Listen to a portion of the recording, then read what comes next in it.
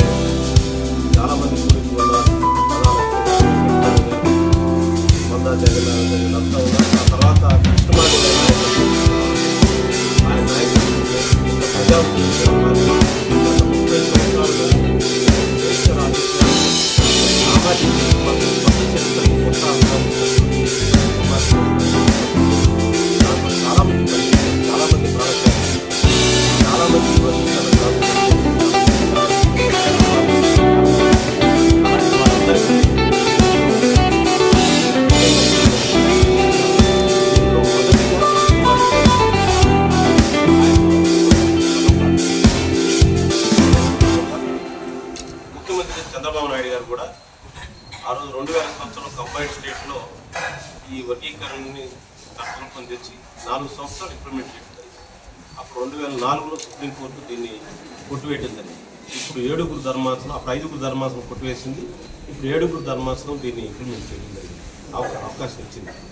అందువల్ల ఈ సందర్భంగా అందరికీ ధన్యవాదాలు. ముఖ్యంగా చంద్రబాబు నాయుడు గారికి, మోడీ గారికి అంటే బీజేపీకి, కూటమి ప్రభుత్వానికి కేంద్రంలోనూ రాష్ట్రంలోనూ దీనికి మద్దతు ఇచ్చిన అన్ని పార్టీలు, ఈవెన్ కాంగ్రెస్ పార్టీ కూడా దీనికి మద్దతు ఇచ్చింది.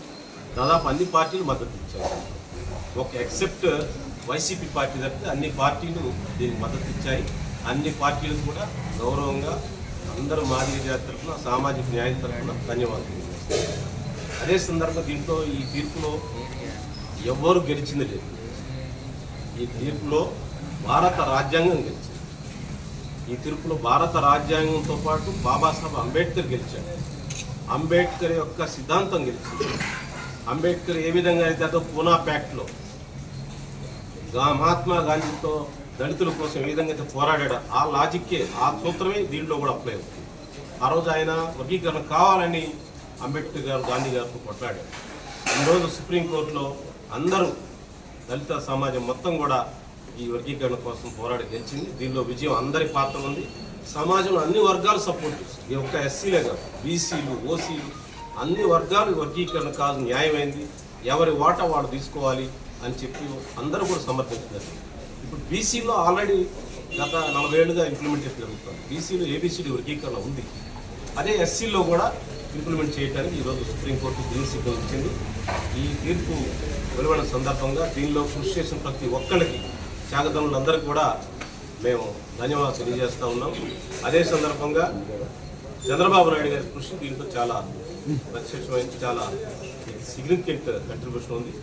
మోడీ గారు, అదే కూటమి ప్రభుత్వాలన్నీ కూడా అన్ని రాష్ట్రాల్లో ఉంది ఈ ఇష్యూ. తమిళనాడులో ఉంది, కర్ణాటకలో ఉంది, మహారాష్ట్రలో ఉంది, యూపీలో ఉంది, బీహార్లో ఉంది, పంజాబ్, హర్యానాలో ఉంది. అన్ని రాష్ట్రాల్లో కూడా దీనికోసం పనిచేస్తే యాక్చువల్ ఈరోజు కేసు కూడా పంజాబ్ కేసు. ఈ పంజాబ్ కేసులో మనమందరం ఇన్వాల్వ్ అయ్యాం. ఇక్కడ మన రాష్ట్రం నుంచి, తెలుగు రాష్ట్రాల నుంచి దీనికోసం కష్టపడిన వ్యక్తి మన పిటిషన్, మన తెలుగు రాష్ట్రాల తరఫున ఆయన ఇన్వాల్వ్ అయ్యి దానిలో ఆర్గ్యుమెంట్ మంచి న్యాయవాదిని పెట్టి ఆర్గ్యూ చేశాడు. దీంట్లో ఎంజేఎస్ఎస్ నాయకులంతా పాత్ర ఉంది. ఆ ఎంజేఎస్ సంస్థ తరఫున ఆయన రిప్రజెంట్ చేశాడు. అందువల్ల ఈ తీర్పు తర్వాత అన్ని యాజ్ ఇట్ ఈజ్గా ఈ తీర్పు ఇంప్లిమెంట్ చేయాలి. దీనిలో మళ్ళీ టింకరింగ్ చేయడానికి ఆల్రెడీ జనాభా లెక్కలు రెడీగా ఉన్నాయి. గత ప్రభుత్వంలో జనాభా లెక్కలు ఇంటికి సేకరించారు. ఆ జనాభా లెక్కలు వెంటనే ప్రకటించి రిజర్వేషన్, వర్గీకరణ రిజర్వేషన్ యాజ్ ఇట్ ఈజ్గా 2000 సంవత్సరం సుప్రీంకోర్టు ఏ స్పిరిట్తో చెప్పిందో ఆ స్పిరిట్తో ఇంప్లిమెంట్ చేయాలని చెప్పి రాష్ట్ర ప్రభుత్వాన్ని డిమాండ్ చేస్తున్నాం. అదే రకంగా దళితులంతా ఐక్యంగా ఈ రోజు నుంచి ఐక్యంగా ఈ సమస్యను ఇంకా వదిలేదు. రాజ్యాధికారం అని అంబేద్కర్ గారు చెప్పారు. రాజ్యాంగంలో ఇచ్చిన సూత్రం ఏంటంటే అందరికీ అవకాశాలు రావాలి, అందరూ పంచుకోవాలని చెప్పాడు.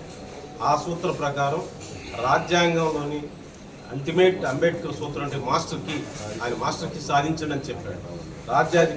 అధికారం కోసం మాదిగా ఎస్సీ కులాలన్నీ కూడా, దళిత సంఘాలన్నీ కూడా బీసీలతో కలిసి, అందరితో కలిసి సమాజం అన్ని వర్గాలు పెట్టుకుంది రాజ్యాధికారం కోసం పనిచేద్దాం.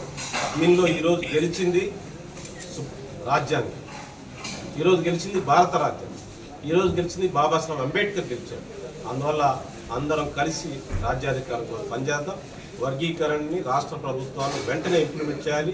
ఎలాంటి సస్పెన్షన్ లేకుండా సేమ్ స్పిరిట్తో ఇంప్లిమెంట్ చేయాలని